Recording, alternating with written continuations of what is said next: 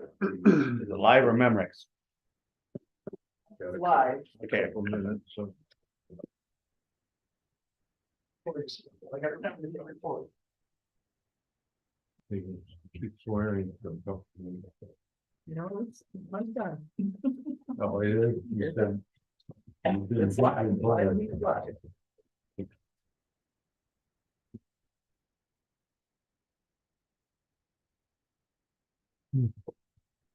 What's going to be? Not yet. Go over the presentation. Oh, Just permission. I was just like, so excited. Oh,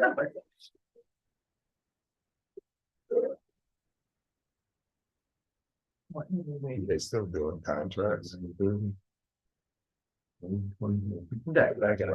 That clock is wrong. Only it's only a minute. Yeah, it'll go on.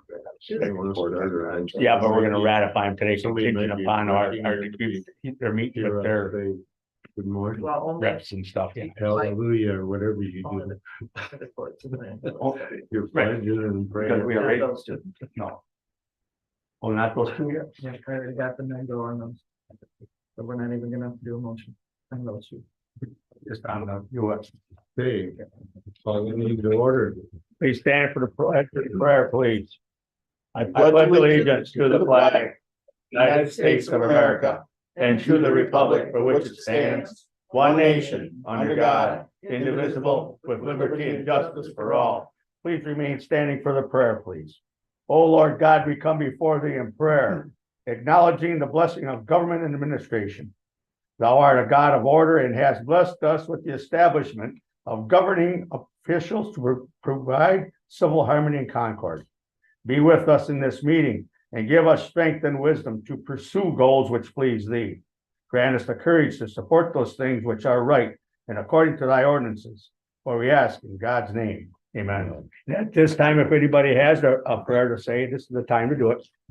Thank you. Chapa. Yeah, here. Here. Heidemann. Here. There Yes, here. Approval of the agenda, are there any additions or deletions? One addition, and it's approval for a board member to attend a presentation to the DNR grant committee on our outdoor project. It's actually the Natural Resource Trust Fund Board. Is that the same one that comes from the license plates?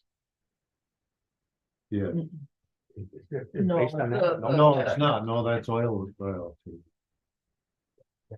Where are we gonna put it? Just number Number five. five. Okay, If so, move to approve with that addition. Support. Motion support to approve the agenda as amended. Any discussion, not all in favor, say aye. Aye. Motion carries. Does anyone have a conflict with anything on the agenda today? Hearing none, we'll go on to the minutes of the meeting of July 11th, 2024.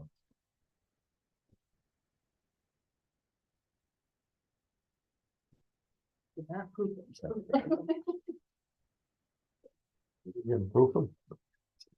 There's type I of read. Move to accept. motions in on support. What's on this point? To approve the minutes of the meeting of July 11th, 2024. Any more discussion? All in favor, say aye. Aye. Opposed, motion carries. Treasurer's report, Val. Hi. Morning. Good morning, everybody.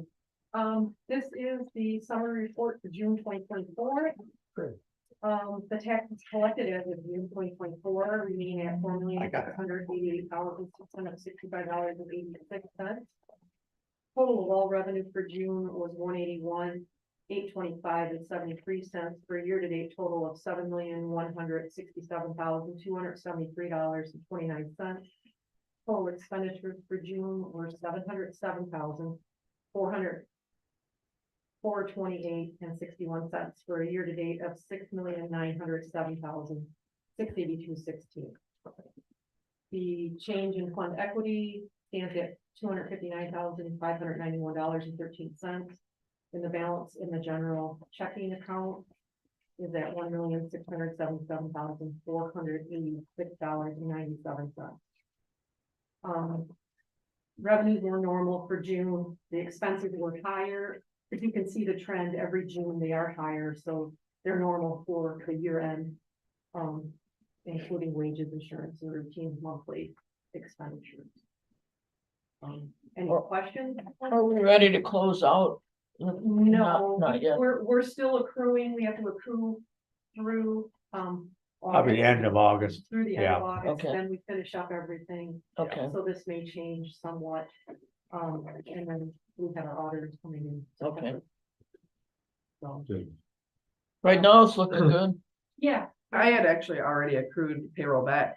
The Oh, you big already have? payroll, so I do have a small one from this week, but, Okay. yeah, so, so expenditure shouldn't jump a lot. yeah, other than a few bills in August, I would expect. Okay. Yeah, there was that one small one. From that you gave me a journal entry on. So it'll be mostly expenses of income probably to stay the same. Yes, the income will remain the same. Because I mean, anything that gets accrued is a due from state. So it just doesn't.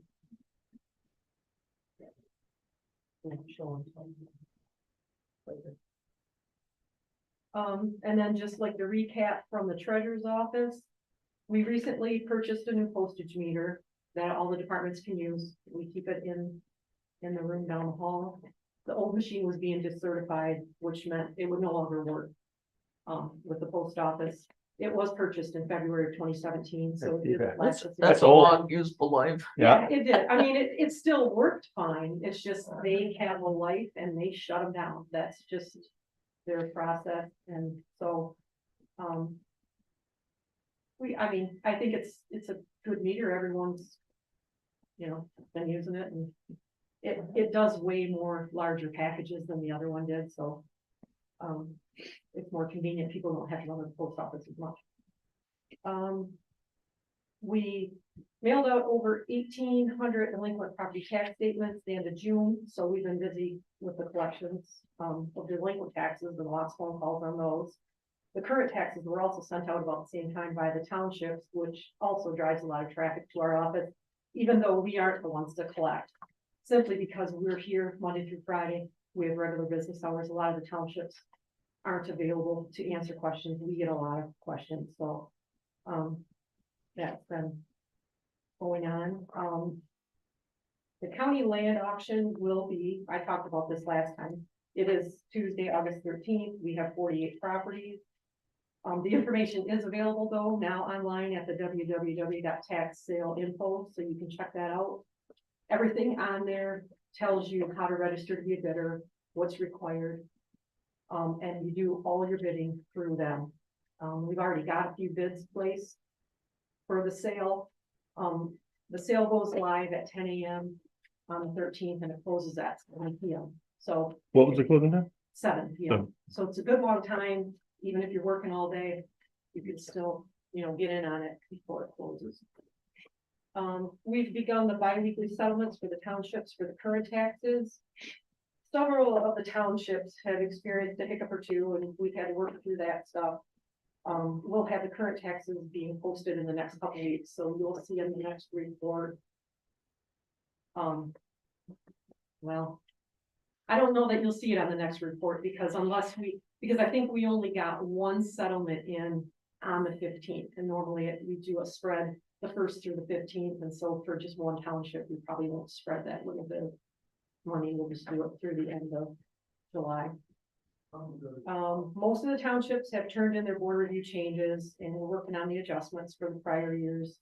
We've done a couple of the qualified forest rescission billings, and as well as ongoing PRE adjustments that occur year round. They made a change last year in the state that PREs don't have to be only done at the July board review, which really was helpful because the July board review used to be really big. I mean, we had a lot of adjustments to do all at the same time, and there's a deadline for that.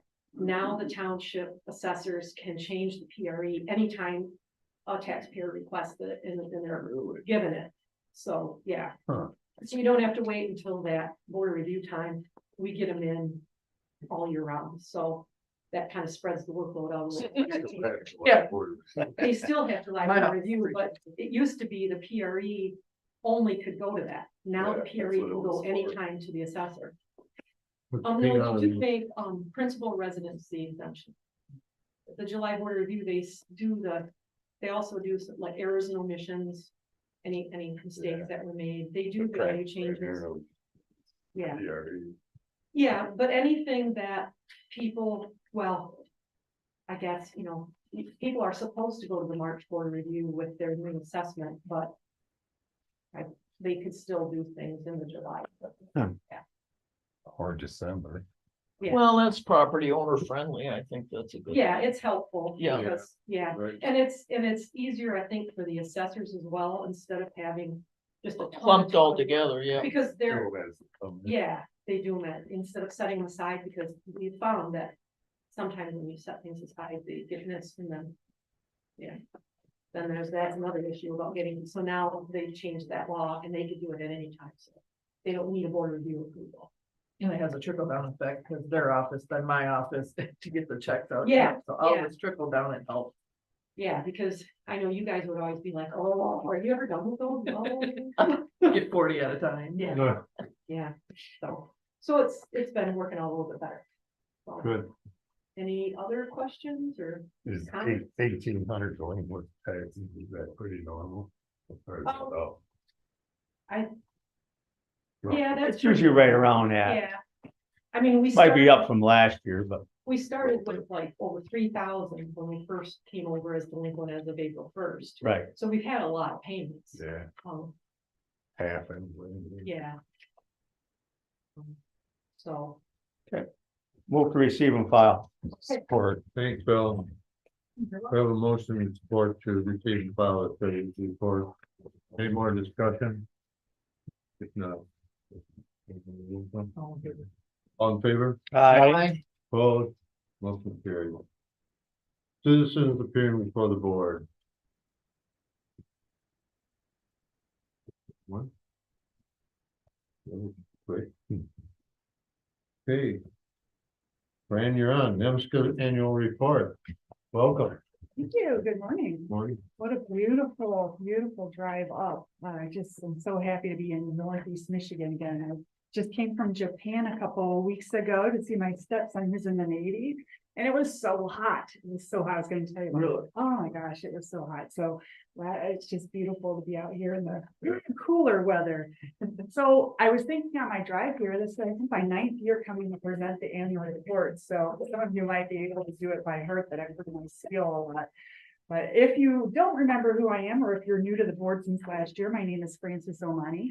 I am the Strategy and Development Director for your Community Action Agency, which is NEMSCA, Northeast Michigan Community Service Agency.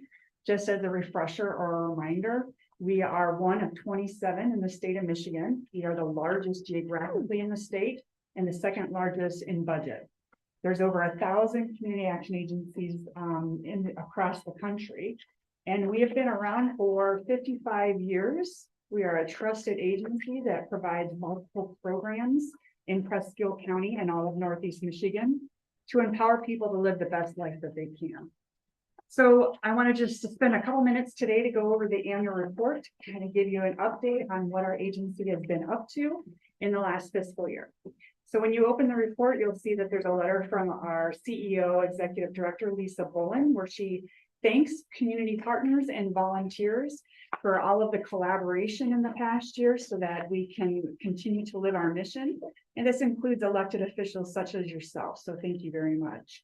And then she kind of highlights a little bit about what our future vision is. We always include our mission statement and our vision and our values in our annual report because our mission is why we're here today, why I'm here today. I believe in our mission that is enhancing the quality of life by empowering individuals and strengthening communities. That's why I've been with NEMSCA for almost 15 years and why I continue to feel honored that I'm part of this wonderful organization. To the right, you'll see that there's a couple of maps there. So like I mentioned, we're the largest geographically. Because in addition to the 11 core counties, which of course Presque is part of, we actually touch into a total of 22 counties. Most of our extended counties that you see in that second map, like in the thumb area or in the Midwest, are our Head Start preschool program. So that's what makes us the largest geographically. We actually have quite a few programs throughout a lot of Michigan. The services provided, this is where we break it down a little bit. The first one you'll notice is the Area Agency on Aging. This also makes NEMSCA unique as a community action agency because we are also declared the Area Agency on Aging. That falls under our division or our umbrella.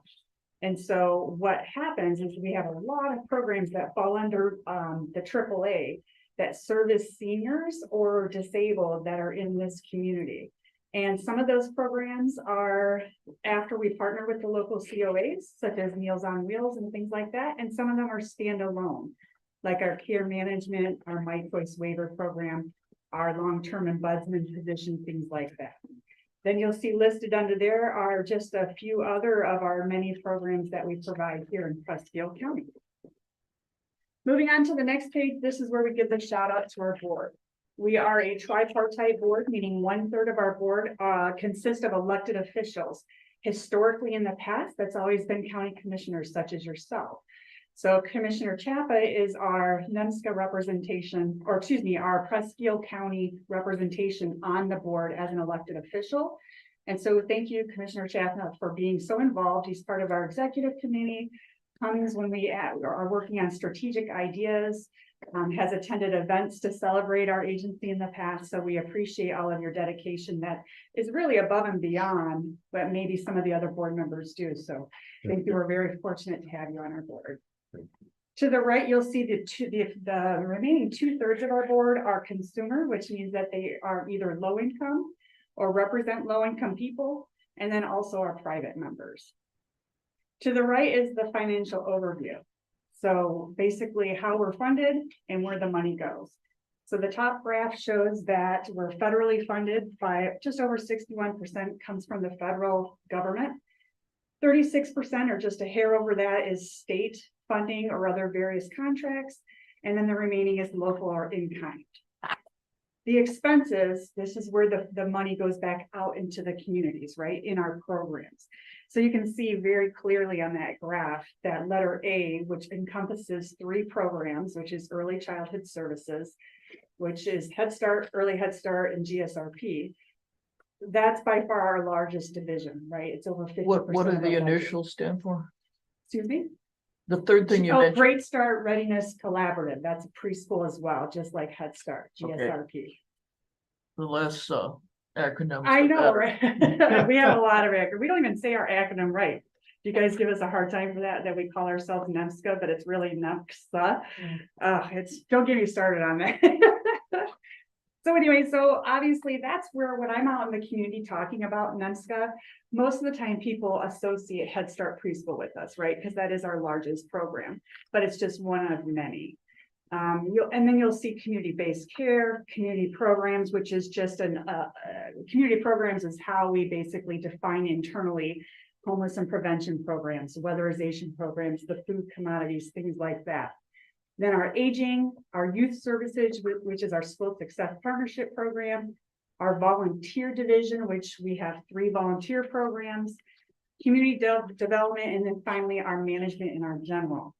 So you see the bottom right lower corner there is that 96%.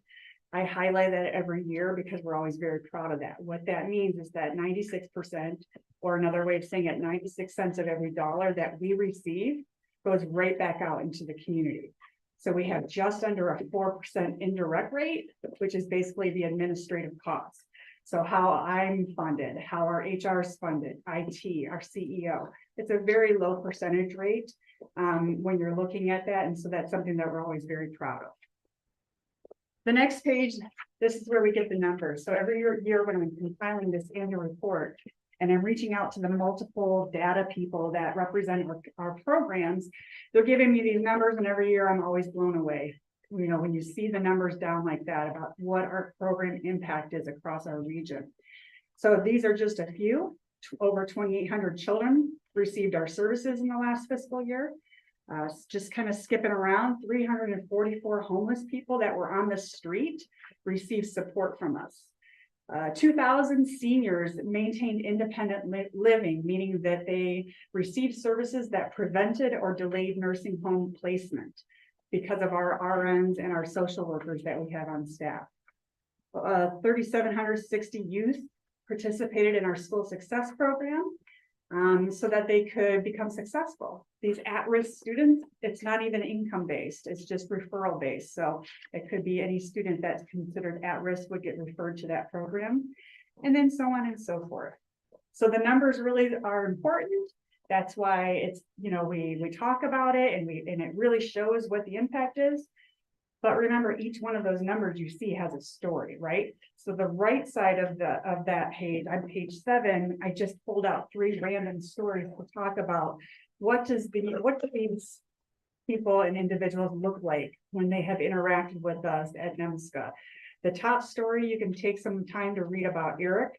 He was homeless, received our services, and is now pretty much self-sufficient, has a house, is employed, and is able to spend time with his family. The middle story, this is an individual that enrolled in our Bridges of Self-Sufficiency program, which is called BOSS, another acronym, sorry. And you'll see that picture there. She is one of those many grandparents that are raising their grandchildren. She reached out to us. We were able to provide resources, mentoring, and support so that she is better able to take care of her grandkids. And then below that is a volunteer that was honored, and you'll see Heidi Powers, who works for us, that is the director over the volunteer programs. Moving on to the next couple pages. Top left is a picture of a few of us down in Lansing being honored, not just us, but our clients that participated in our programs for achieving great success and being able to live the enhanced life that they deserve. Below that is when our newest location, our newest early childhood center, opened up in Tawas City at the very beginning of fiscal year 23. To the right, the next 2 paragraphs talk a little bit about what's going on within our aging division. So True Alta is a new resource that's available to people in the community that's free, no charge. They're specifically for caregivers taking care of people in their life to provide them that support and those resources, and so on and so forth. The last page is a picture of us down in Detroit. I think, John, you were there last year as well. Unfortunately, we cut you out of that picture, or maybe you weren't in it. But for the fourth time, the second time consecutively, 4th time overall, NEMSCA was honored by the Detroit Free Press Top Workplace. I always trip over that. As one of the best workplaces to be employed at in the last year when it comes to large employers. So over 70% of our staff participated in an anonymous survey, and based on the survey results, we were selected and honored. Below that is Dorothy Pintar, who is our community programs director, that also is the director of the school success program I was just talking about. Her program was honored by the Governor's Award last November for an outstanding success in Northeast Michigan with this program. So you see a picture of her receiving the award by our governor. So I threw a lot at you, but I am open for any questions you might have, or any comments, or anything at all regarding the annual report or NEMSCA as a whole. Back to service provided. Yep. I believe some of those weatherization projects occurred in this county. Is that correct?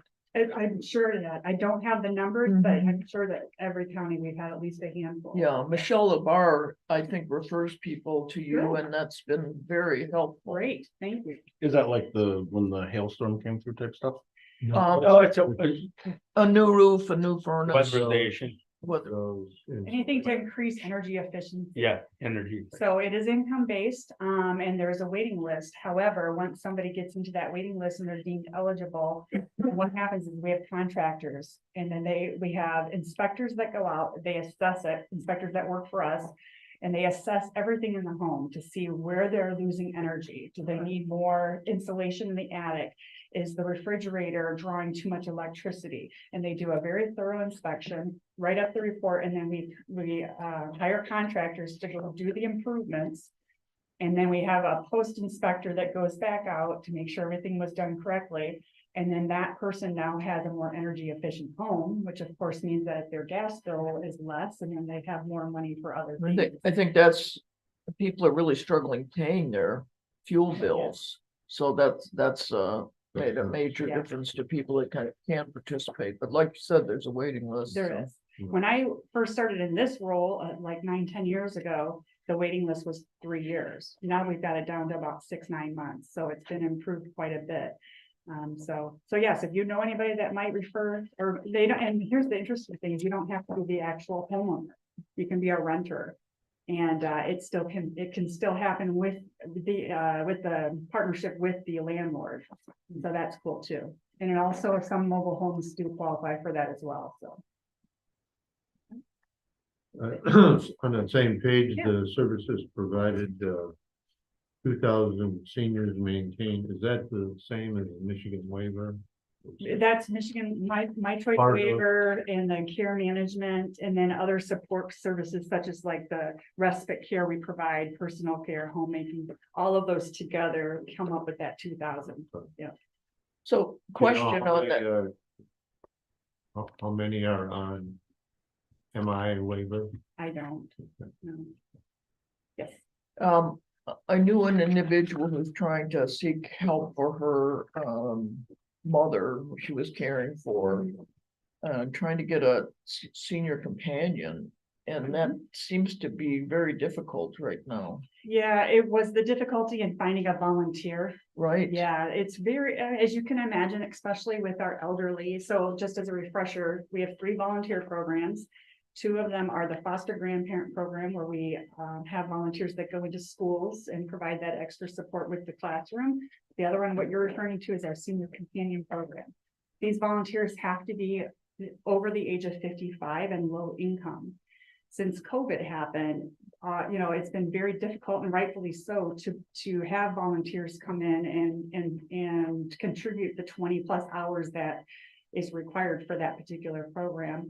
So I know that it's been a struggle for Heidi, our project director, to try to recruit volunteers for that. So if you know anybody that fits in that category that wants to volunteer. we'd Well, I love to wonder if have there them. could be some kind of an outreach effort to, because you say volunteer, but I think they get a pittance and they get mileage. They do get, yes, exactly. They do get mileage and they do get a stipend per hour. I think it's $4.25 an hour. Which is something for low income seniors plus. And I think that the problem is people hear volunteer and they think they get nothing. True, out. that's a good point. So, you might think about a different form of advertising or outreach or something, because when my mother was very elderly, she was able to get a senior companion, which was a tremendous help. Good. And I was shocked, frankly, when I heard back from the current individual with that issue that she just couldn't get any help.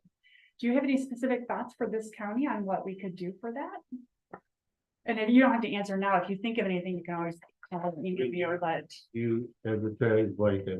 Well, you gotta change this volunteer or The name of it. something, because that implies Yeah, differently than really it is. yeah. Unfortunately, we have to call it what it is because of the federal, because we have that same problem with foster grandparent program. When you hear foster grandparent, what do you think? Do you think that's you're gonna have foster kids in your homes, which of course is a wonderful thing, but that has nothing to do with that position. So we'd have to make sure that when we're talking about it, I guess.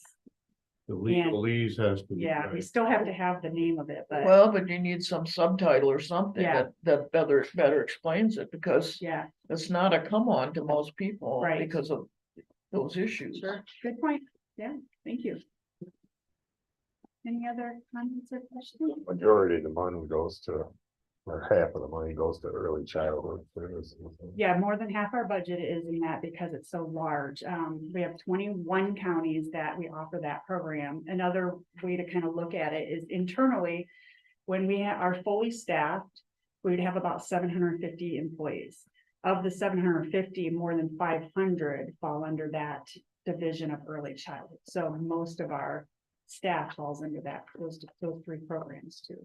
In the 21, you said 21. 21 counties for Head Start, and then we also have Roscommon, so we have 22 counties with at least a few non-scope programs in it, yes.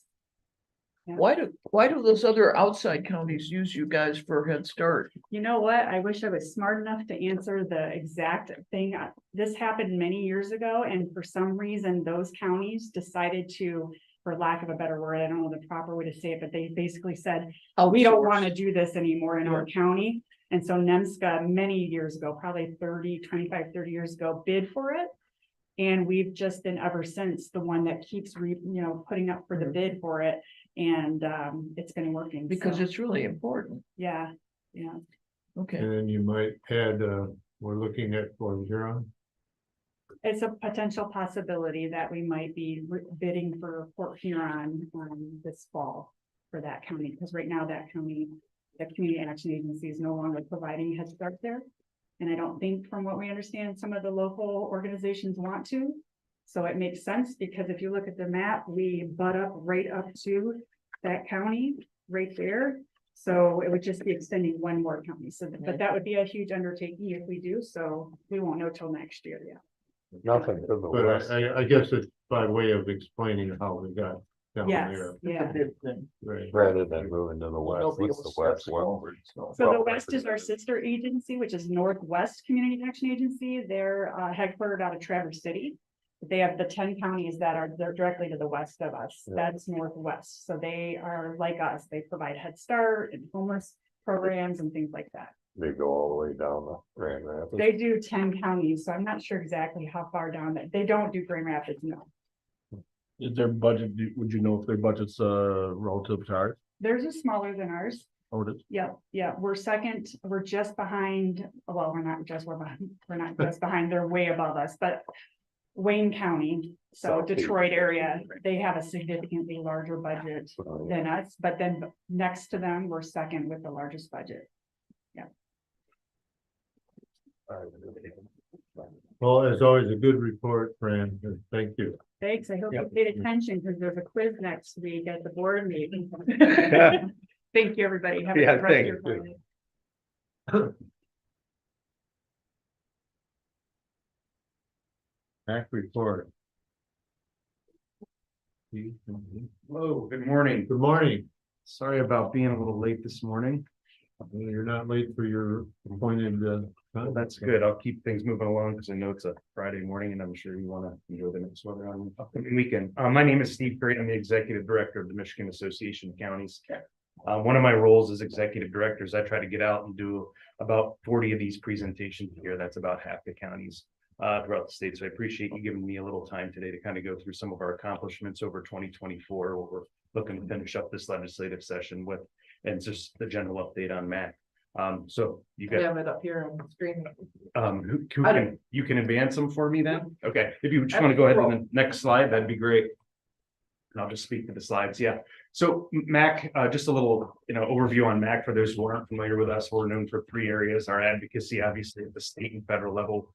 We combine with NACO at the national level to advocate nationally on behalf of counties, specifically Michigan counties.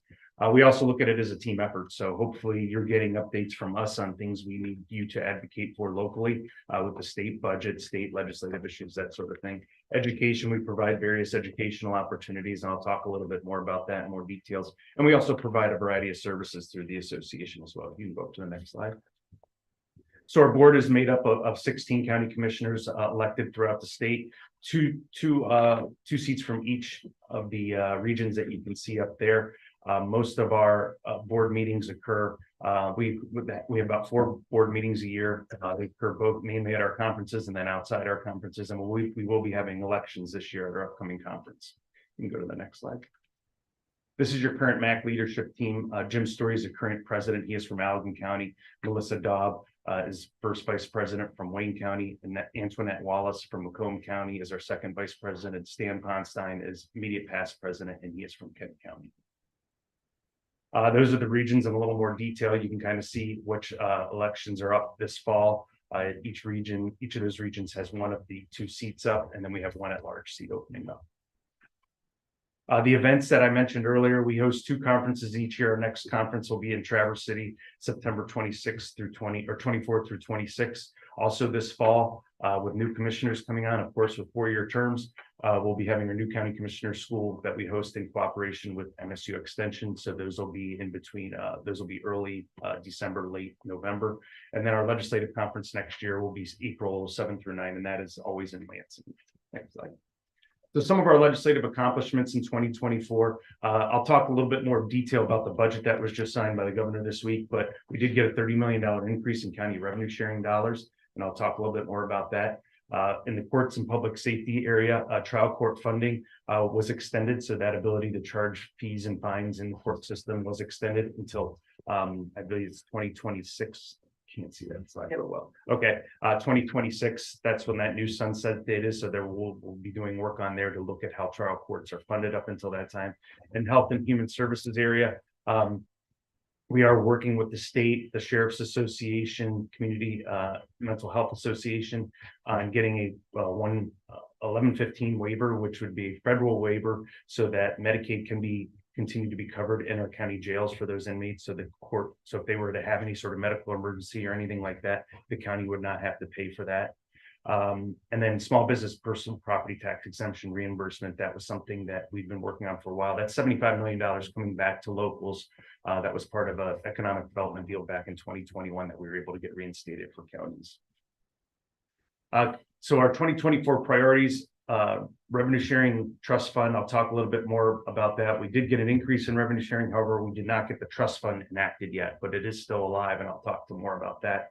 Enacting reforms for local courts, I talked about that. We were successful in getting that sunset extended. That is something we'll continue to be working on for the next few years. Compensating local governments for funds diverted for the veterans property tax exemption. I'll talk some more about that in a minute. Ensuring reasonable healthcare costs sharing for county inmates. I talked about that waiver we're working on, and then increasing road funding to address Michigan's infrastructure. So on the revenue sharing side, in the budget this year, so this is budget specific, so everyone's getting their same base funding from 23-24, so no cuts. And we've been successful for the past 6 years in getting increases in revenue sharing. There's also going to be a $30 million increase for county revenue sharing. However, it is going to be distributed a little differently than it has in the past. In the past, we've seen a flat 5% increase, and that 5% has gone across all counties. They changed the distribution formula to be an inverse formula based on property taxes, so your taxable value, and what you get in revenue sharing. So if you have a lower property tax value, you're going to get more in revenue sharing. We don't have those numbers yet. State Treasury is still working on those calculations, but we're expecting everyone to at least get a 5% increase, and then greater on that, depending on what their property tax values are. We also were successful in getting the county incentive program reporting and paperwork eliminated from the budget. As far as revenue sharing, that was just kind of a paperwork nightmare that counties had to do to get the revenue sharing dollars. On the human services side, $162 million for certified community behavioral health clinics, $500,000 for grand emergency transport. So some other dollars coming to counties there in little different areas outside of revenue sharing. In the judiciary area, there was $17 million for county prosecutors. That's to kind of help fund prosecutors, as we've seen across the state. I'm not sure if it's happening here as well, but a lot of counties are having a very hard time hiring prosecutors. You know, now we have essentially a public defender's office that's being funded by the state. It's been tough for counties to hire prosecutors as the state is able to pay more. So this is to help combat that. $5 per diem rate increase the county jail reimbursement program. So that's for folks that you're housing in your jail for the state, a $5 increase there. $1.5 million to help support counties with proposal 2 for elections. In the infrastructure side, $75 million for 30 critical infrastructure projects, and $30 million for charging infrastructure for local governments. For those local governments that want to put in charging stations, there's $30 million in grants available for that. In the area of dams, drains, and stormwater, increased funding for dam restoration and removal, $75 million available for that. And then investing $15 million for stormwater management planning grants for watershed management crisis. So getting into more of the revenue sharing trust fund, there are policy bills that are out there that are sitting in the Senate right now. We're waiting for action on those. Those are House Bills 4274 and 4275. Those would create the revenue sharing trust fund and create the distribution and a funding mechanism to fund that trust fund, which would be 4% of the state sales tax that would go into the trust fund, and then distribution would be out of that fund. What the intent of that is to prevent this every year us going and negotiating with the legislature on revenue sharing. This would help secure it. As you know, counties only get constitutional revenue sharing. They only get statutory. They don't get the constitutional side that CDTs do. So this does that. So those are House bills sitting in the Senate waiting for action. We're hopeful to get those moved this fall. The Public Safety Trust Fund, there was dollars allocated in the budget for public safety specifically. However, they do not have a mechanism to distribute those funds. So in order to get those budgetary dollars distributed, they're going to have to enact these public safety trust fund dollars, this policy. For the counties right now, sheriffs are not in this legislation. We're working to get sheriffs put in this legislation so that they'd be entitled to. However, if you are doing any secondary road patrol, or your sheriffs are doing any sort of law enforcement in your townships, you would, through your townships or cities, be eligible for funding through those mechanisms. So those are both House bills in the Senate as well. So both are sitting in the Senate. We're hopeful to see movement on specifically the revenue sharing trust fund, but if they're going to move that to public safety, our position is move both of them at the same time. The disabled veterans property tax exemption reimbursement back in 2015, I believe, was when the original legislation was passed. What we're trying to do is get the state to fulfill those dollars that the locals have lost in those property tax exemptions. It was easy legislation for them to vote on. It took away dollars from locals. We want the state to reimburse us for that. We've been working on this for a while.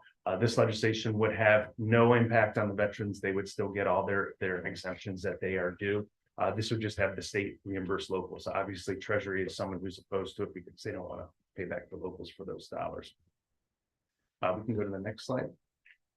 So these are our policy committees, where all this legislation I'm talking about, this is where all the sausage is made, as they say. So these are the 6 committees. You can participate remotely. We've had the remote option available for many years. If you would like to participate, you can go to our website and fill out an application, and we can get you appointed to one of those committees. Next slide. This is our advocacy center. If you scan that QR code, that'll take you to our advocacy center. That'll give you white papers on legislation we're working on. It'll provide you an opportunity to contact your legislator if you'd like to. There's various talking points on any other legislation outside of I'm speaking to. So if you are going to see your legislators at a coffee event or something like that, we provide you ample information there to talk to them about. This is our MAC Government Affairs team. Amanda is our government affairs assistant. She kind of keeps the train on the tracks for us. Madeline handles our transportation issues and environmental issues. Samantha handles health and human services and judiciary issues. And Dina Bosworth's our director, and she handles tax, general government, and finance issues. We do have a MAC PAC. We use that PAC to support those in leadership and those 24 former county commissioners that are in the legislature to help them not to forget where they came from when they're working on legislation. You can donate at that website there, and we'll take any donation. And then finally, I spoke earlier about some of the services we provide. Some of the most popular ones are at the top there. Our CoPro Plus program, which is a collaborative purchasing program that we've put together that a lot of counties have taken advantage of, very similar to my deal, but a little more county specific. And then we have a workers' compensation fund, which you are a member of, that many counties, we have about 87 members, not almost all counties that you guys are a member of as well. We're not anymore. Okay. Scrolling down. And then these are various communication tools. So we have a podcast, we have a YouTube channel. Hopefully you're getting our weekly updates. We have a printed newsletter that's been going back out, Twitter, Instagram, of course, and all that. And finally, I think just questions, I think is the last slide. Yeah. And then before I forget, we did have one of these made for every county. Last year was our 125th anniversary.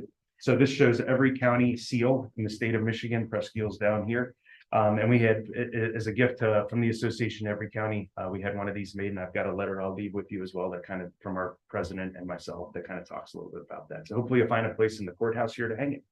With that, I'd be happy to answer any questions.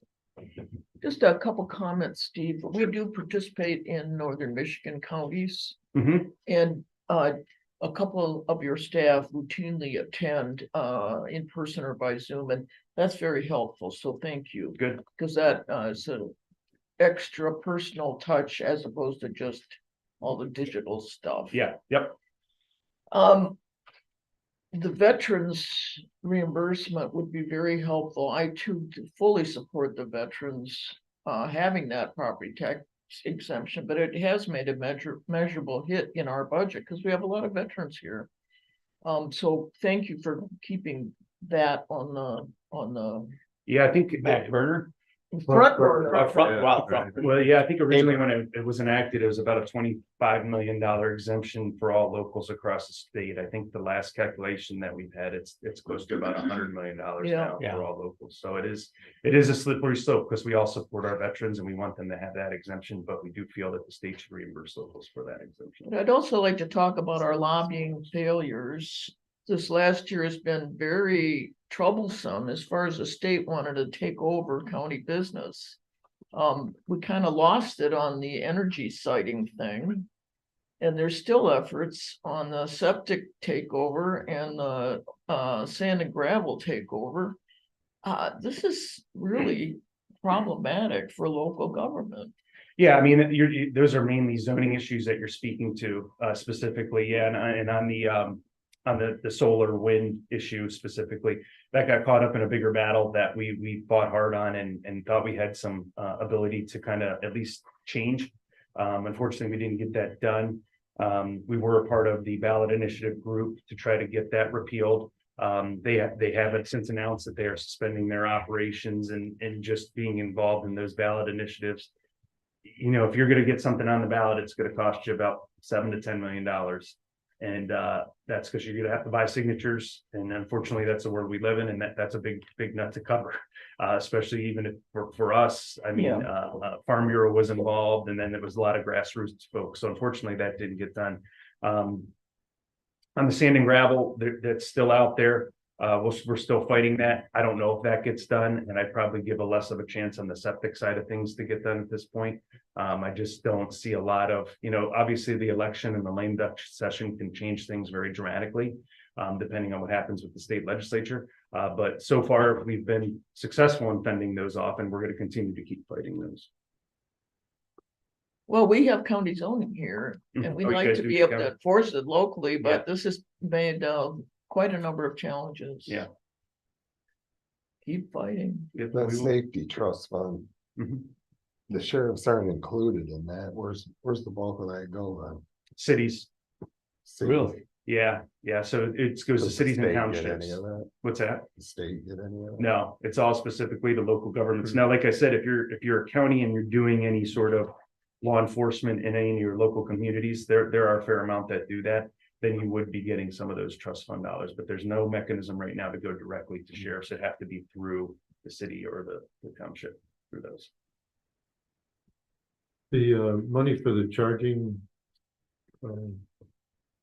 stations for the cities, does it have to be on city property or just anywhere in the city? It's for any local government looking to put in charging stations where they would want to fund the charging stations. I'm not sure. I don't know if it matters if it has to be on property or if it, they were going to put it on some private property and there was some public-private partnership. Like at a Gas shopping station. center or Yeah, right. something. I know some counties are putting them in at their county offices Yeah. and that sort of thing too. Yeah, I just wondered if it was limited to that. Yeah, I'm not sure. I don't think it would be. I think as long as the county is funding it Funding and them. they're obtaining the grant, as long as they have the proper paperwork to whatever the shopping center or whatever the private entity, I think that would be fine. I have a question. And I was gone a lot during the spring, but do you know if they worked out legislation for the 4-year terms coming in for the commissioners? Mhm. The old law is every 2 years, a board president, a chair is appointed, you can do 1 year. Are they looking at revamping? Have they got the language out there to do that? Not yet, no, and it is something we have been looking at, have been getting Yeah. questions about. I think it's, We're on the downward side of it starting, so. yeah, so I think it is something that some counties have started asking about and we're looking at now, yeah. Good question. Well, thank you for the report. Thanks for your time today. Thanks for coming.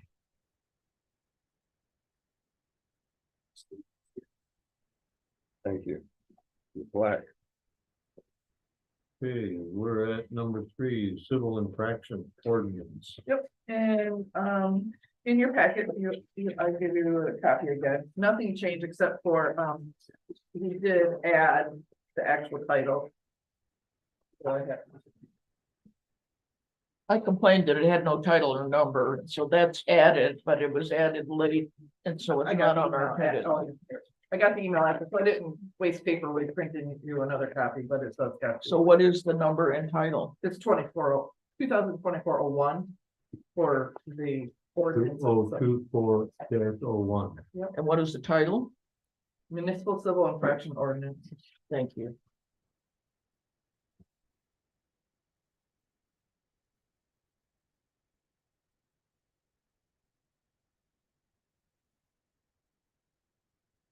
And what he stated when looking at the language to approve or adopt it. Um, But when this came before us, I also was concerned because we hadn't rescinded the old one. So before we adopt a new one, we want to rescind the old one. Well, Actually, it's we do it in one because we don't want to be without one. right, so attaches the civil ordinance, which is number 2 that I have here, it's very plain language.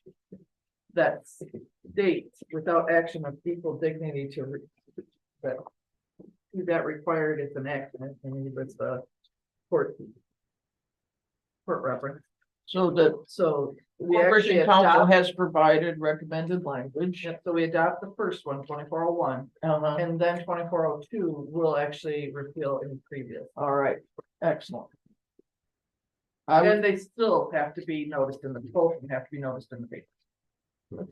So, I would move adoption of ordinance 2024-01 municipal civil infractions. Second. Okay, we have a motion and a support to adopt the 2024-01 municipal civil infraction ordinance I would like to as presented. bring up some discussion, Mr. President. Cliff raised some issues when this came up because of the large list of people authorized to issue the infractions, and we did discuss this with Corporation Council We did have an executive meeting. to talk about it, to raise those concerns.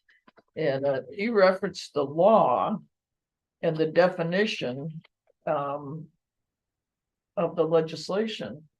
And the definition of the legislation is quite broad. And we can't, as a county, change that. Because this ordinance is adopted under that authorization, under that enabling statute. And that's what the statute allows. So in fact, in this, the last item is an authorized local official as defined in such and such section. And that's kind of what we're forced to go with if we want to do this. We can't change the state statute. So if we adopt an infraction ordinance under that statute, we have to go with this definition. So, For line I, right? right. Yeah, line item. And that would, if we do add someone else as in line we would I, have to amend this. we thing have again. to approve it as a Yeah. board. So, or them as a board. So it's not like it's, out there where anybody can be enforcing it. We Well, have to approve it. You have to appoint him. Right, exactly. So What it's about- just there so that we can do it. In the future. Down the road if we need to. What about So that was educational for me to hear Right, all that yeah. stuff. Good meeting. What about the soil erosion and sediment control agency? Who's the enforcing personnel there? Well, we Big contract family. with Conservation District currently. So the person in charge. So of they'd it, be enforcing there. Yes. Right. they give them, This is kind of where this all started, actually. Yeah, they came to us and they have to be named per their requirements of the state law that allows the state soil erosion and sediment control legislation. And if we didn't enforce it, Eagle would, and they would take the money or keep the money if there's a fine. So it's another reason why we did it. Now, the other issue The that fees came were up, ridiculous, though. $2,000 a day. I mean, I guess since Well- we see it in writing, it just, I guess we've all seen this amount of people that can issue, it, but when you see that there's up to 9 people in our county that can come and issue us, it just seems like we're being, Well, I get it, but that's a lot of people issuing. it's, the division's all under basically the same office. If you Right, look at it, yeah. other than law enforcement. Our prosecutor has a comment to help you with that. No, I have a question. All except for H and I are zoning. No, people. I get that. Ken has something to add. Can we recognize him? You talk about, enforcing civil. Could you stand so we can hear you, Ken? Oh, sure. My hearing's not best. You want me to use my outdoor voice when I'm yelling at my wife? Yeah, The ordinance talks about enforcing civil infractions. Who is proposed to represent the person that's issuing the ticket in court? Is that gonna be the local township attorneys? Is that gonna be the prosecutor's office? Well, it's not township officials that are named in here, it's county employees or county rec. Okay, because usually we don't take on civil infractions in court, and we can, but I want some clarification if that's. He wants to know who's gonna be representing the people that are served.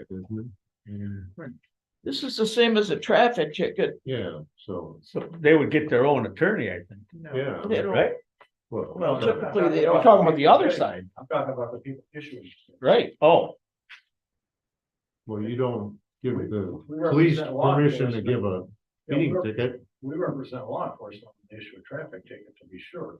But, we haven't got into the civil infractions in that manner to date, so I just need some direction. as well. Good question. This is not a new ordinance. It's been on the books since '09 and We've never been called to go into court. right, because you're normally not representing people, just the process is spelled out in the ordinance. If you want to look at this and get back with us later, Yeah, that's just fine. Give me a copy of wherever you're down, and I appreciate that. This, it's on the county website and it's been there since '09. There's a spare copy you can take with them today. you can take that with you.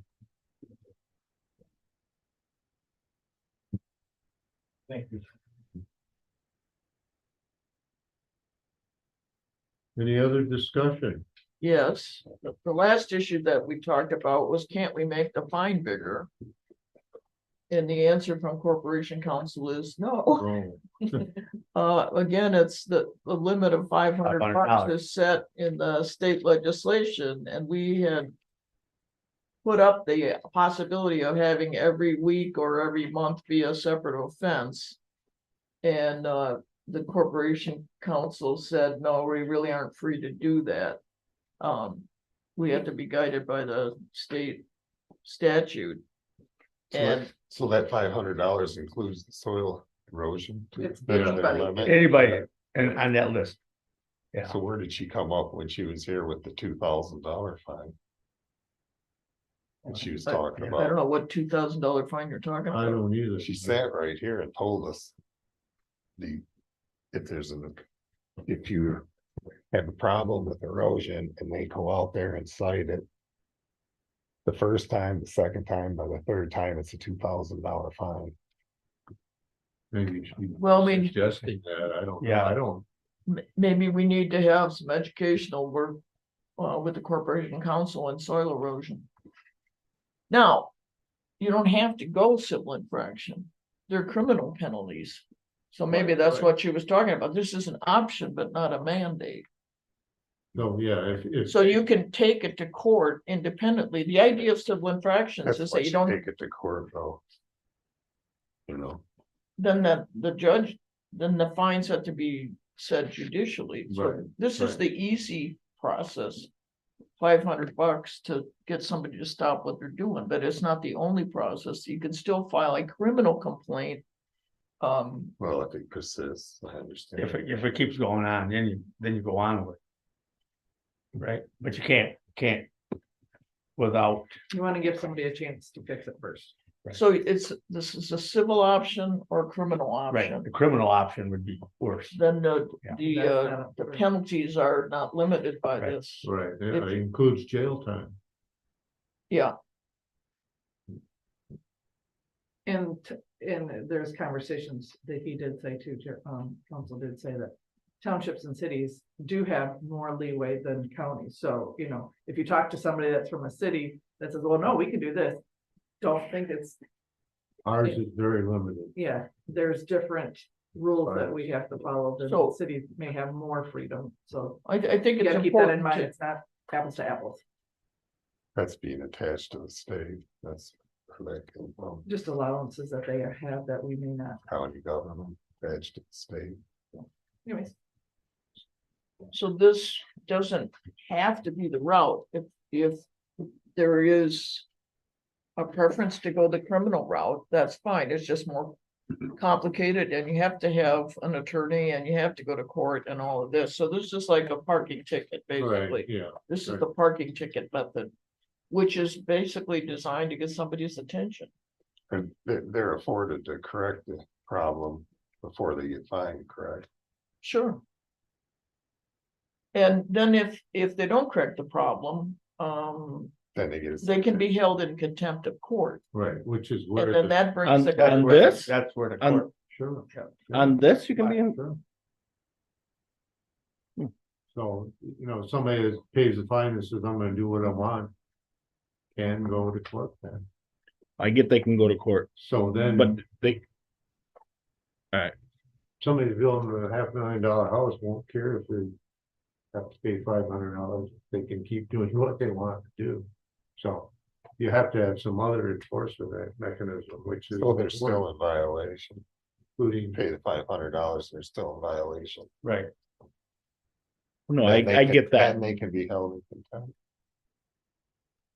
well, I don't think you can be held in contempt until someone brings criminal proceedings against you, right? Charges against you. Well, you can't do it on this, I don't think. Right. I wouldn't think. I would You think can't. it'd be the next step up. look under section 8 there, my friends. That's where the $500 Yeah, limit I is. read that. Yep. So under this, all we can do is $500. But it can be stepped up in a criminal proceedings. If this takes a separate action, if you will. It's not under this ordinance, so this ordinance is limited to $500. by state law. Correct. So if they pay the $500 and continue violating. Then the next thing you're taking them to the court. Right. And who's representing? well, if it's criminal action, the prosecutor has to go to what rights and charges. But that's on a criminal charge. What you're saying is on. If someone, let's say someone gets a civil infraction, $500. And he says, this, you're wrong, I need to take it to, Challenge it. right. That's what you're talking about, right? Not at the criminal, once it goes up into criminal, you're talking this right here. No, there's two procedures on the initial ticket. They just have a hearing before the magistrate without an attorney. But if they want to go and have a hearing before the judge, then it's still a civil infraction. If they want to have a hearing before the judge, then that's what we're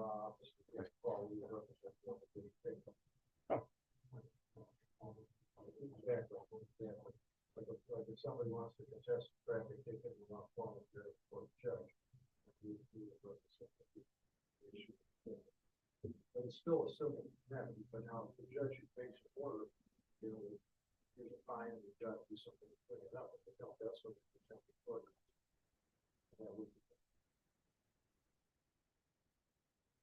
Thanks for that explanation. So Ken, are you okay with us going forward with this? It's just an amendment to the, it's the amendment to the existing ordinance. You won't get a vote.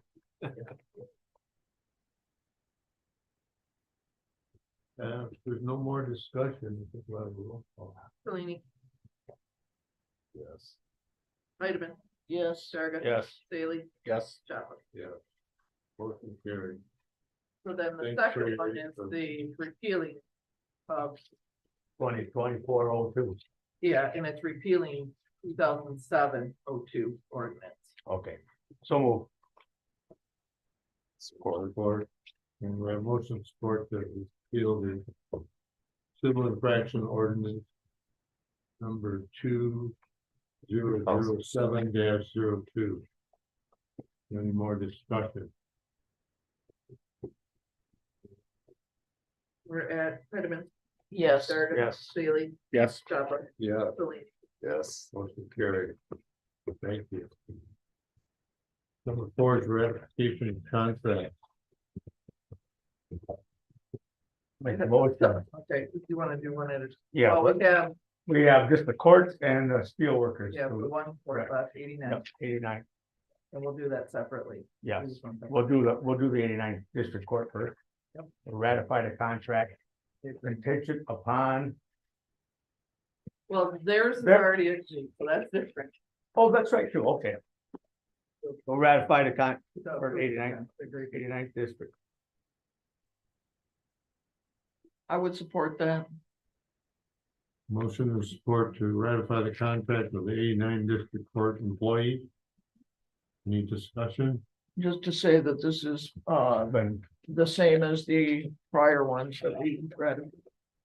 are going to. Yes, With the amounts, et cetera. Yeah. There's no more discussion. Can we have a roll call? Matt Darden, Yes. Bailey, Yes. Chopper, Yeah. Celine, Yes. Peterman. yes, You want me to state the motion for you? Yes, The please. second one is for the USW, but is contingent. the steel workers. I'm sorry, yes. I'm sorry, too many acronyms. Steelworkers, which is courthouse employees. Some, the remaining ones that are not in court offices. Ratified or contingent upon their ratification of the tentative agreement. Right. So they have not met to approve it yet. But it's out there for them. So it's contingent upon them ratifying. That just gets things put in place that we can start getting at least payroll and raises in place and stuff like that once it'll start them the dates going forward. Yes, I'll make that as a We can't motion. go it way. Now, do we add in to that January 1 to start, Nope, it's all part of. it's all part of that deal, okay, It'll be part of the TA. okay. What happens if they kick it back? It's Well, only contingent upon them Yeah, ratifying. Yeah, So if they don't, if they say no, this means nothing. But you know, they can't but- start collecting the higher pay. until they're Till it's Yeah, ratified. we wouldn't be able to go retroactively, but even if we can't start it now because we don't have their approval, at least we know we can From pay the them point they from ratify existing. it. So this way they're not losing anything. No, we have support. Uh, Okay, we have a motion support to approve the steel workers contract contingent upon the union approval. Correct. So I'd just like to add some discussion here for the benefit of the people in the audience and just for the record is that this is a major pay increase. But that reflects the problems of inflation that we've had in the last few years. But a massive benefit to the county, part of this agreement is to move from a defined benefits program starting January 1 to a defined contribution. Because we've had tremendous problems covering our retirement program.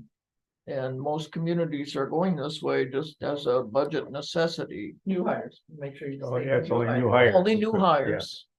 So it's a long-term benefit that will be very helpful. I will say that the clerk and the treasurer and everybody else, all the departments have worked very hard to get this within a balanced budget. So it's a big move for the county. I think it's an important move. And I'm really excited that the county in return has some hopes of a more feasible retirement program in the future.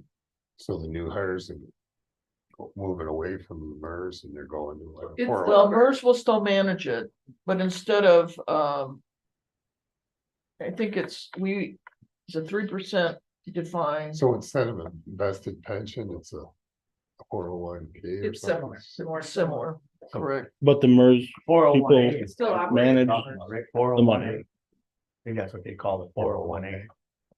I'm sorry, I didn't hear the things. But MERS still facilitates it. Yes, Yeah. I'm sorry. just about every. And one this is down to. Remind me now, we would pay 3%. It's a 4% on the top, 3, up to 3 match. 4% across the board. And then if the employee wants to kick in, we'd match Up to additional 3 funds up up to to 3% additional. But that's a very much more manageable thing because, Very manageable. and I think It's about we, third in of what getting the researching Presque this, it was elections Alcona look County, like. I believe, that had this same language. One of them. Yeah. Just A lot of about every people county are around doing us this, has- but- has moved to it. Yeah. Except some of the counties moved their current employees, which really. Ooh. Well, I wouldn't How want could to they know. even do that? I don't know, but. I think that's- They did, they just stopped it and then they switched them over, so. that- Oh, Well, that would so be, froze. That's what pushed people away from those counties, so, yeah, you know, we're trying not. They almost had to though. They- They almost had to. You had to do something.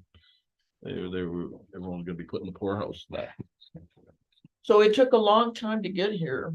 Yeah, it's been a couple months. Yeah. And a lot of back and forth, but we were able to talk to all the people involved and I think it's a workable And approach. I think it worked a lot better when we had to face to face. More Yeah. too this time.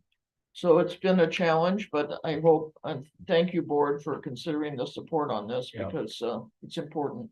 Well, thank you, personnel committee too, because I know it's a lot of work, appreciate it. Thanks.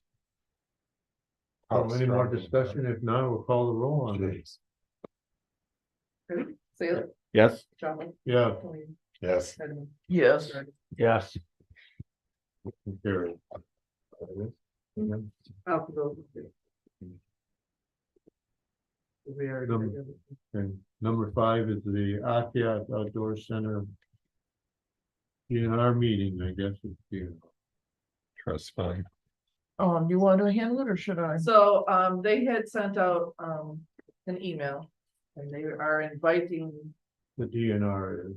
yeah, through the Trust Natural fund, Resources yeah. Trust Fund Board. Yeah. They're inviting those that had filed grant applications to come and do a 10-minute presentation in Traverse City, August 14th. On the project, which Yep. it could include a slideshow, so. Well, let's just remind people what the project was. This is replacing the docks at the outdoor center with a platform, floating platform. That would have accessible launching for canoes and kayaks.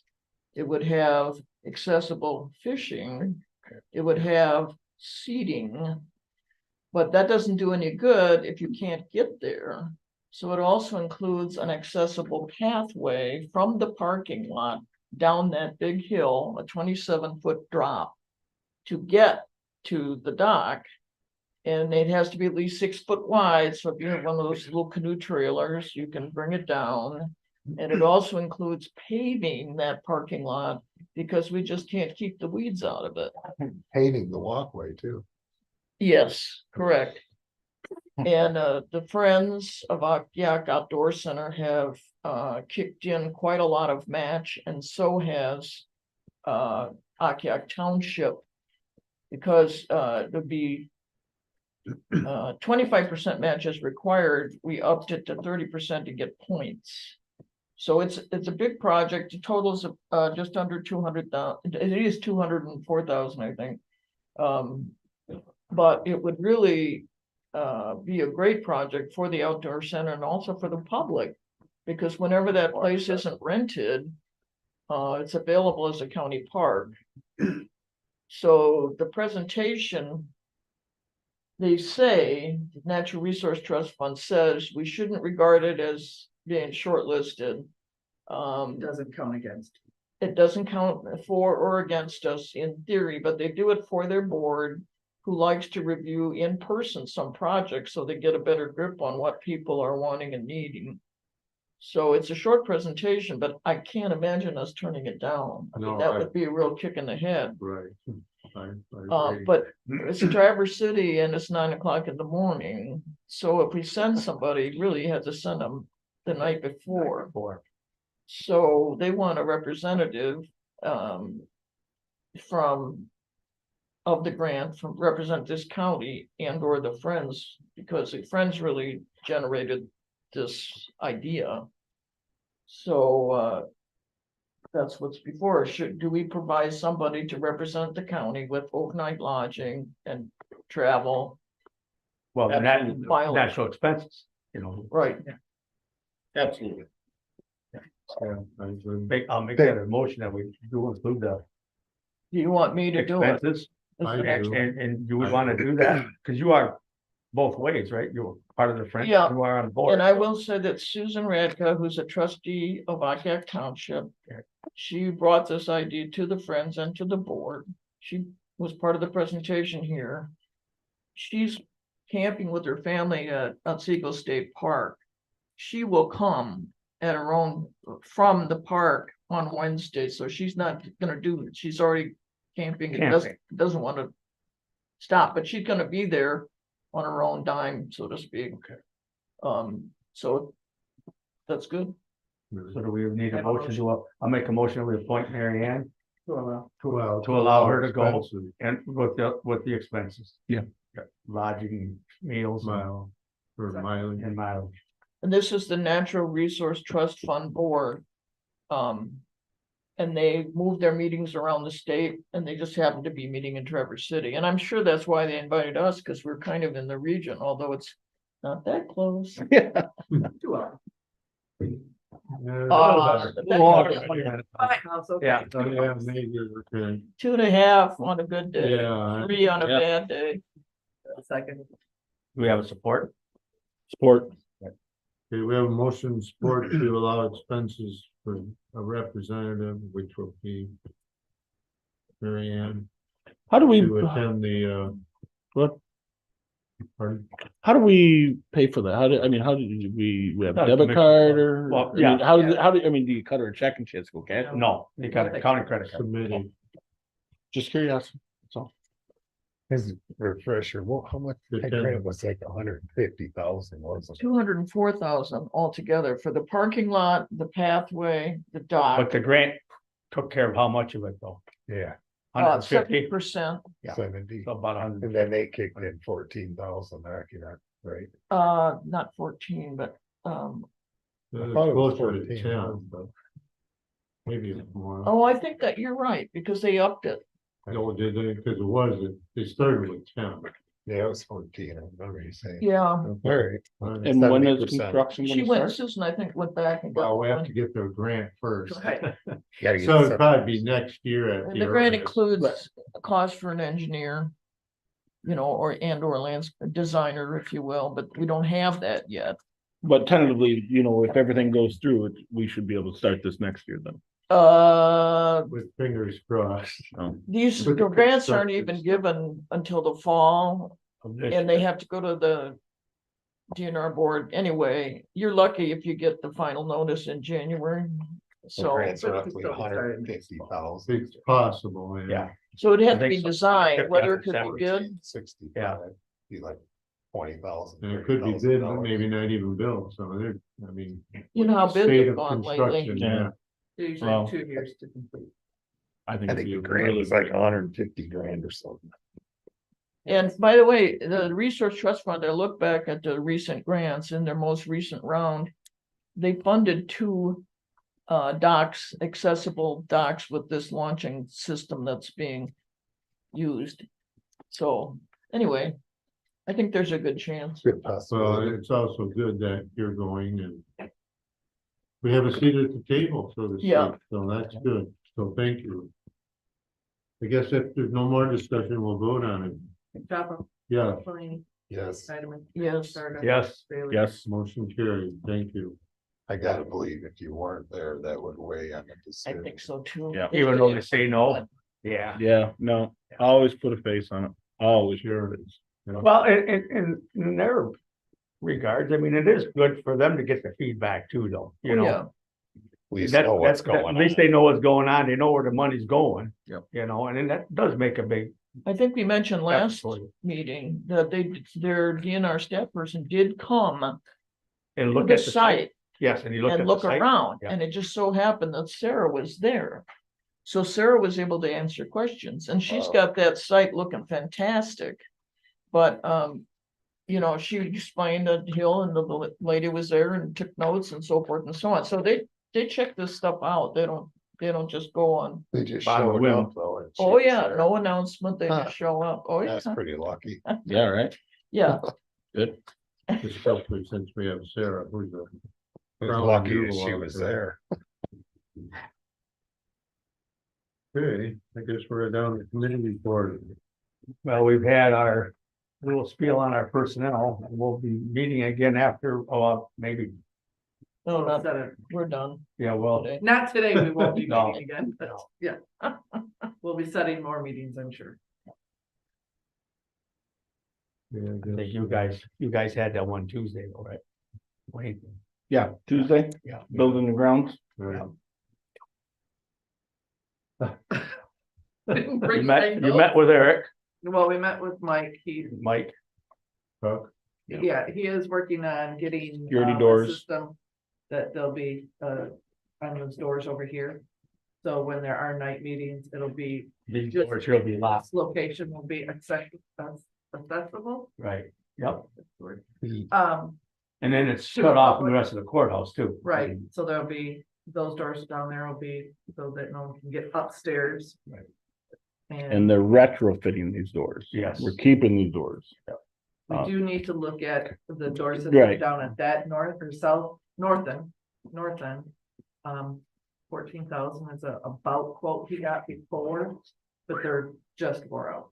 Yep. They're just wore out. the And we gotta the do exterior or the the- exterior.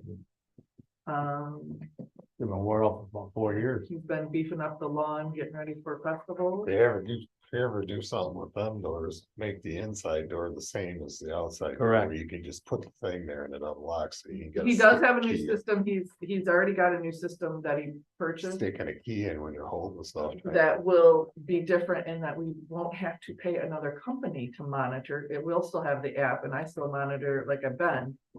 But we won't have to pay an outside company every time, because every time we have it on the two doors, but every time we want to add it to, say, this door or inner office doors, we would have to keep adding on that monthly support. Oh, Man, The system he got, we won't have to do that anymore, so it's Right. gonna save the county money in the end, and we We will have be an able to. accident on No, it's a different thing up there. But it will be nice because we can then maintain as who gets access to what doors. And like the current one, for the outside, I can shut it off in a second from my phone. If we find out there's an issue and we need to deactivate something like key. We'll still have that same, him and I will both still have that same access. So just a new system and it'll be good. He said something about. So we're gonna get email. bids. Said something in his No. email about a fence over here too. By, Oh. no, there is- that's by the, and you should between the look- garden and the between the barn. garden and the There international, was yes. an issue or concern about the property line. He did have it, he found the stakes. Found They're three well of them. within their rights, but to eliminate any future, we may look at putting a fence.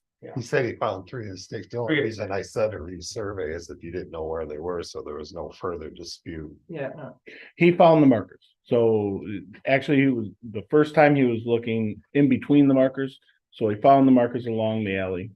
And then you take measurements, they're benchmarked, and then you take measurements off those. So they did get it all squared away. So there's actually a survey peg there. It says Yeah. And he said he border found on it. 3 of them. Got Yeah, 3 of them, he's yeah. got pictures and everything. Yeah. Oh, he does? Pictures, Yeah, I got pictures on my phone. it's on the- He said yeah, pictures, there's but an I couldn't email. see the Okay. survey peg. So, And then, so he'll be, the other thing was the dumpster. So there's gonna be a dumpster. Yep. For, that was part of the agreement with Nautical being able to use our front lawn.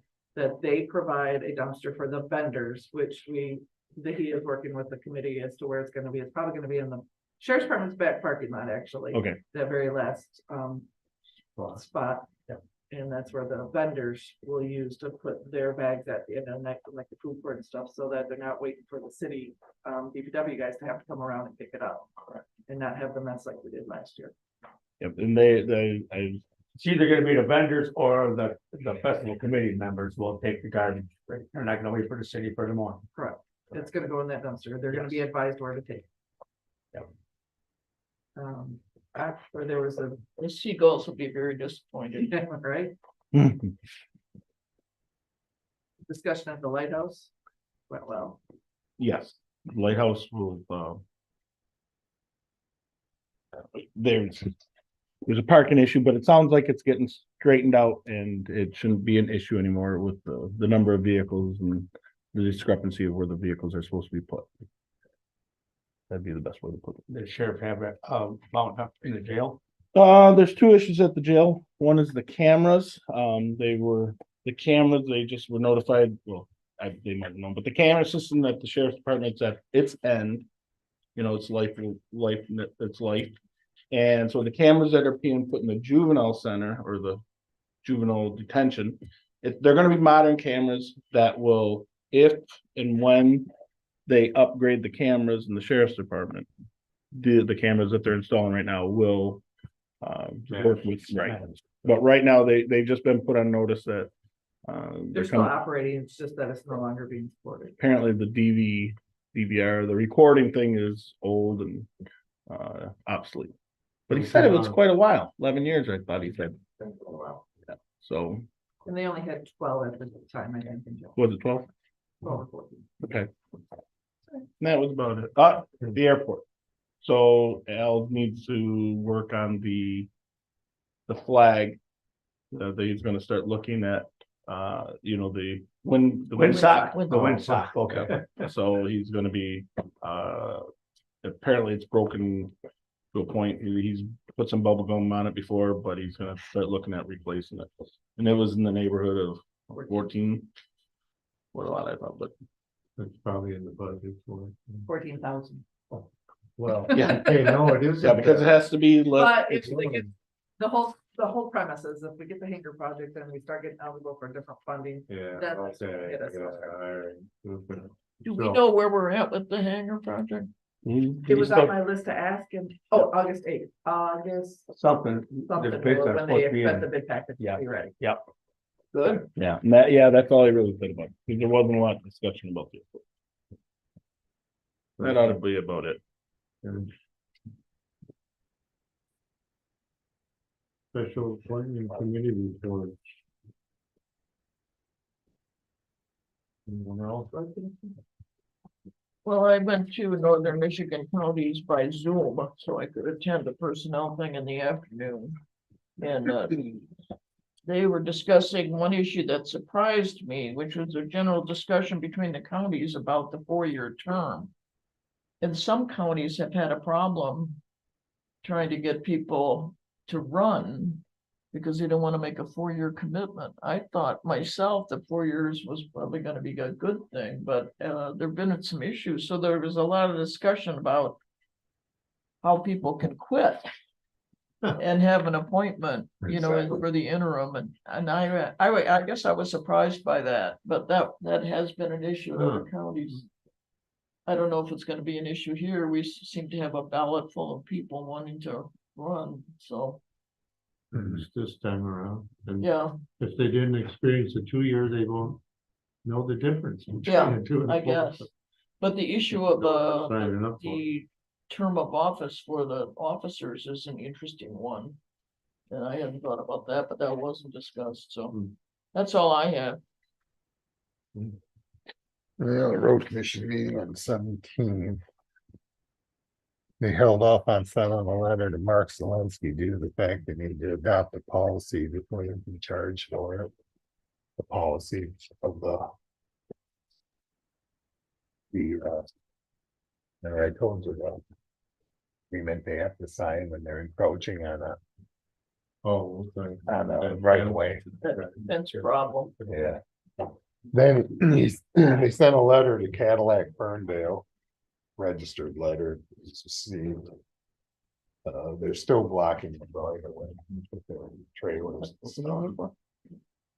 So they got 30 days to move them, otherwise. That's a. Right away, there where they got the trailers parked. South Rogers Road is finished, other than the line scraping. Hanway crew applied to Parmesan to 638 over there. Yeah, they're doing it over there by the, going to the lighthouse, Presque Lighthouse. And they did it in Alice too. Yep. And I think they're getting that site ready by the Craco Township transfer station for a parking lot, right? Yeah. Yeah. That's what- For a carport, or carpool or something. Yeah, Parking. yeah.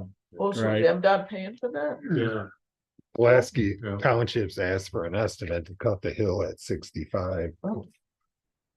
Mrs. McFall will have to agree to move her driveway, and the neighbor Hinska there mentioned you could push the material outside the right of way. On Where his is side. this at? 65 there on that Lake Augusta. Lake Augusta Road, okay, That's yep. That hill there. Oh, they're gonna cut that hill We're gonna down? cut They proposed to cut it. Oh, okay. 65 or Lake Augusta. Lake Right, Augusta. yeah. Well, They- 65. No, I know. Yeah, they're gonna mess with 65. Oh, man. The cost is they gave them a cost, and it's all contingent on the she'll move the drive there. They gave them, come up with a cost estimate of $58,336, of which the township shares $37,918. Well, Bluffs Highway residents in Bergen Township are moving forward on deciding the path they're gonna take on Bluffs Highway. What they're gonna do there. Deegan Felix is working in the shop, and gonna try to keep him there. He's doing a good job. He's going, that's gonna be a mechanic? Yeah. Yeah. And encourage him to get his certification. So he's ready to step right in.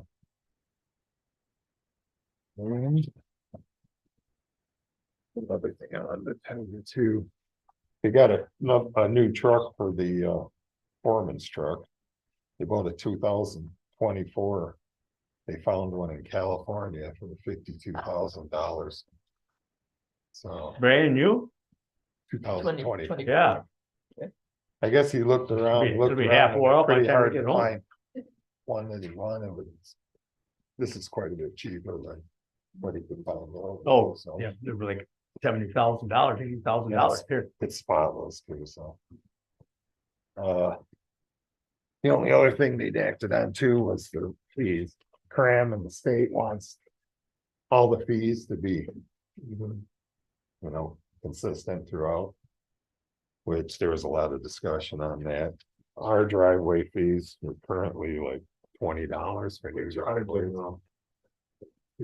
So they ended up adopting the suggested fees that the rest of the counties are using, except they changed temporary construction on driveway fees to 55 and not 165. And transportation permits, mobile home, single move. They had them at 20 and they kept it at 55. So. The fees are gonna go up. I guess they were getting a lot. I asked why, I wondered why, and they said they're getting a lot of complaints.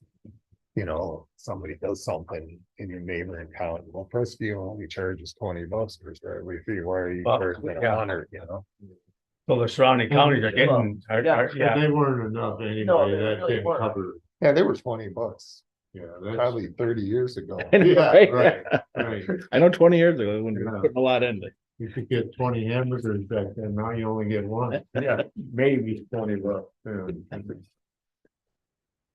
I was kind of concerned when you're putting driveways in and then into a field, you gotta buy a permit for every driveway, you put 2 or 3 on a That's field. the problem. And but I Then there are get, more if you put a culvert in. they got, I think that. Yeah, they charge you quite a bit more. They got a if you put separate- culvert in. they had a separate Oh. fee You for know, the fee was the same. ag They and just tell forestry you though. you need one. Oh, okay. Didn't change it. I put a 40-foot one in. Okay. Farm field, $55 per culvert. That'll include logging too, so. You put a driveway in for logging. That's the way it is. Great. Went to the, well, Cliff and I went to the health department meetings on 16. The board and did our auditor report. They did adopt a weapons policy, which there's no weapons allowed for employees. So I guess they do it with special permission or something, but they In took the out the office part. or on duty, Pardon? in the office or on duty. Right. But they took out the part where they could search their cars. Because sometimes you use their cars for work. Yeah, So they took that out. That was a sticking point last time they voted, so it was taken out. They, I guess we didn't buy it, but they got approval to put in a generator at the, it's new. Oh, the one in year in Atlanta. Atlanta, right? 15,000. I think they were looking at that for the last few months. Was having, I guess there's issues getting the equipment and getting people to do it, so. They did bump up the MERS contribution. I believe it was almost 21,000, maybe 20,990 from 97 because they want to be,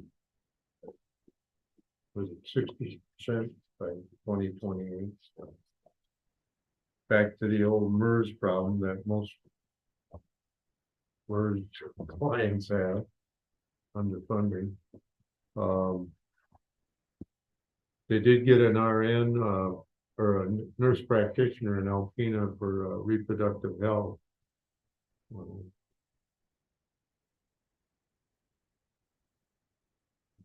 Biggie. People are hard to find. They did sign a affiliation agreement with Alpena Community College to have student nurses do a clinical rotation through the health department. Yeah, so that hopefully they'll get some to sign up with the health department when they graduate.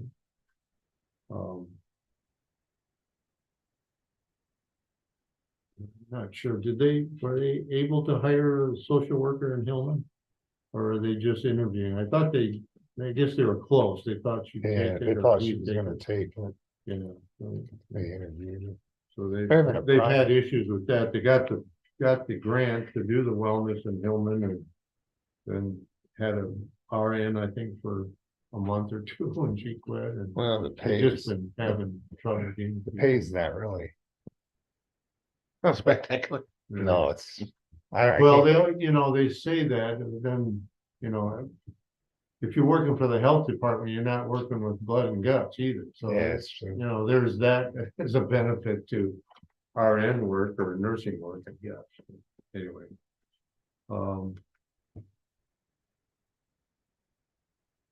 The sanitarians are busy as they have one traveling to Mackinac City weekly to inspect swimming pools and assist with any permit applications.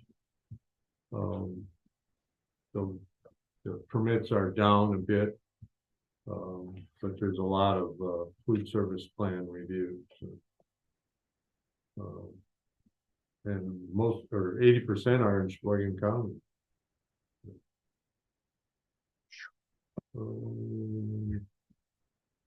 Beach monitoring continues with several recent E. coli spikes, and they're mostly waterfall related, geese, basically.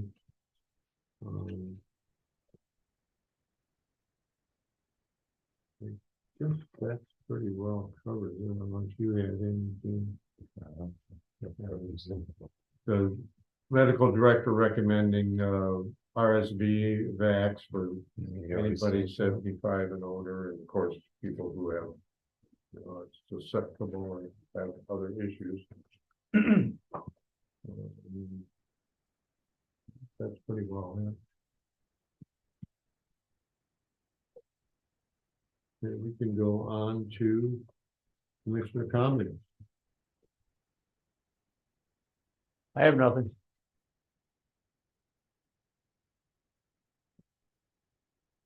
I just want to comment about the Rite Aid closure that's coming up. All Michigan stuff. Yeah, I got a lot of my vaccinations up there easily, and so I was very disappointed to know about that closure. That's gonna be a big change.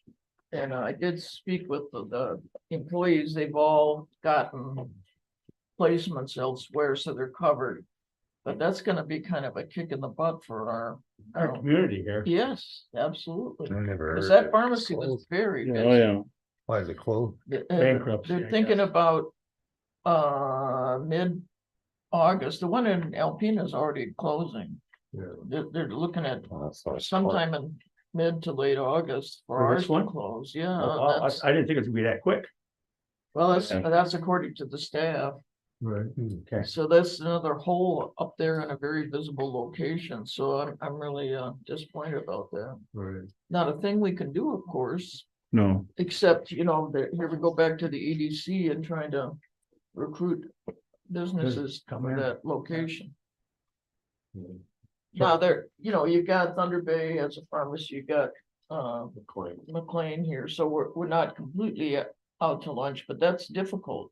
You know, a lot of it's people. another empty building. Right, Yeah, it's another, and right on 23. right. And how many of the employees that we're gonna lose in the city or the county too? Well, you said everybody. Well, was the reemployed, was that employees just in the pharmacy The had pharmacy. found, but I don't know about the store as a Pharmacist, yeah, whole. right. But it's a That small, was my Right. question. right, Okay. so that's a problem, my friends.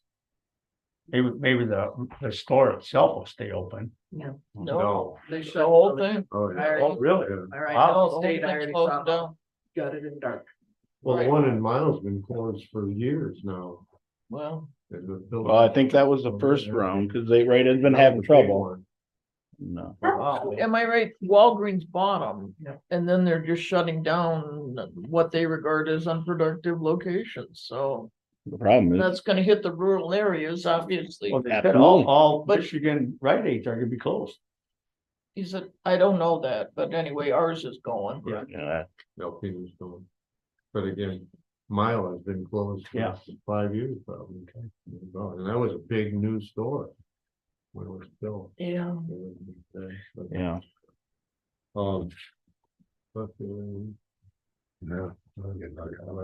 I had a call from John Ingraham, the guy from Johnson Controls that we had here a few months ago, maybe. Yeah. And I sent him the contact for the architect for Okay. this project, and he made contact with them. I don't know, I forgot to contact him before this meeting. to see You were if he talking about Heard anything, but he work for did. the old, No, we're talking about this part. He Oh, said- are we? He was, Okay. basically the message was, can I work with you or can we work with you? So. And I don't know if he heard back. That was gonna be my call. Well- I forgot. So, So, cause James had reached out to me and I guess I had explained it differently that, yeah, he did present. And my understanding was we're gonna stay the course with what we're doing right now. that's what I thought, but Yeah, we use we them are, on the old court. Correct. Well, That we also I thought if they That could is work not- together and save us some money, That you agreed at the table, that would just delay the project even Yes, farther that's- down the road, that's that we what were we not did. going to. We took So that. I relayed that Yes, information. okay. So Yes. James is moving forward to get our Yes. Yeah. bid pack put together. Do we have any progress on the, when? I didn't ask him about how close he is, Can but we, for the next meeting, have some kind of update on where we're at with that? just where we're at, yeah. Okay, we should, because So, time's a waste. no news is bad news Well, in this like, case. and that's why I Yeah, said at the yeah. last meeting, it was like, if we stop and now have to It'll be redo another this, 2-3 months. exactly, it will be another year out. and Yeah. I don't know how much Wait, longer we can It's keep gonna be a going. long winter, right? So, anyway, that's just one to let you know that I had that conversation. We'll start with you as government officials. Just that, got my new employee in, she's working out great. Takes a long time to get them all linked up to all our programs, so it is a slow go, but in the meantime, she's filling the gaps of taking care of these little projects that have just been sitting in the back burner. Got all my election inspector classes done. I did 4 of them, didn't have as high as turnout because I had one previously in the year that I expected, but still some people do come back and repeat. Still some new faces again, which is good to have. Just more involvement when we have people that don't want to do it anymore. 9-day early voting starts tomorrow. Boy. In all our 7 of our locations, that was put in the newspaper, that is on their sites, that is not changed from the February election. They're all the same hours. So again, the city will be busy because they have a site here at City Hall during festival. Oh, my goodness. So they may or may not get the crowds coming in to go to the arts and crafts, might just go and vote right away. You never know. We'll see how that turns out. Those boxes, is that the new box that everyone got? The one out in the front of City Hall? The small. I'd like to know what that little box costs. Well, Those were all sent by the the state. state paid for. Oh, I know, but Yeah. I'm telling you, it's a really, really nice box. It's better than the ones they got the first time around. It's a drop box, Yeah. These there's a ones camera on it. there has to be, There is a camera on it too? there has to be a camera. on it. Cameras even, boxes even better? They're not, it's not year round, only so many days prior to the election, but, and then they're locked and the only person that has a key is the clerk. Check the box elsewhere. Yeah. Worth it. I think that's. will be- Who's the new employee in the clerk's office? My office, Jennifer Price. She came from the district court office. So they're now. Chris I stole one. I didn't mean to, but I'm happy. Working out great. That's it. Val had to leave. Just real briefly, kind of a follow-up from the comment that Mac directed made about, the state coming forward with some, I guess, extra funds for prosecutors' offices. That's not gonna touch any of the northern counties. If you drew a line from Grand Rapids to Lansing to Midland to Saginaw, it's to help out those counties farther down south. That was a big. It's more with the severe crimes, correct? Well, they're doing that on that, but the whole problem is trying to recruit people to come in as assistant prosecutors. Counties had on the CAM website, the Prosecuting Attorneys Association, there was like 4 pages of openings. Some of them were there for 8 months to a year. And the problem is the state came in with all this money for the defense council and started paying them a lot more money. So if young attorneys were looking to go that direction rather than to go into prosecution. And because of it, counties couldn't compete and we're not getting people in. So it's gonna be a while before we see any of that money. If any of it, might not see any of it. Yeah, very possible. Very possible. I figure he's embellishing it. But it said for 30 counties, it said right in that report. And I knew none of them was up here. You have anything? I do not. Okay. The sheriff and under sheriff, just apologize for not being able to make it, but it's not being in the place. Thank you. We appreciate your appearance though, Dave. Correspondence. Yes, so 1. Congratulations, the Michigan Veterans Affairs Agency has accepted Presque County's application for the 2025 grant service. The grant will be funded up to $62,078. That way they get their vehicle now. Hey, look at there. So during the period of October 1 of 24 through September of 25. So he is already aware, he is already working on moving forward with that. So I thought that was great to hear Yeah. officially, Good news. not just that they were gonna accept it. Then you got your Maxwell and Yep. Huron Pines annual. I'm sorry, it's a summer update. This is an annual thing. So if anybody's interested, I have them there. I have both of those. Yep. Most for payroll. Or Motion for payroll. Call the roll. Here, back, Bellini, yes, Heidemann, Yes. Darden, Yes, Bailey. Yep. Jocelyn. Yeah. motion adjourned till August 8th, 7 PM. Something to call the chair. What time? I will What is just, it? August 8th? Should be August 8th. yeah, it will be. I was just concerned about doing claims on the 6th, only because that's the election day. Oh, I'm not going site to site unless needed, but I'd like to Yeah. be more, so if we can move it to that Monday, Good. Yep. So, good. okay, so. What do you mean? finance. Fine. Finance. Check here. Okay, all in favor of adjourning? Aye. Well, we're adjourned. Thank you. Yeah, so August, Later about. August 5th for claims then, eh? For Right, I'll finance, post it. okay.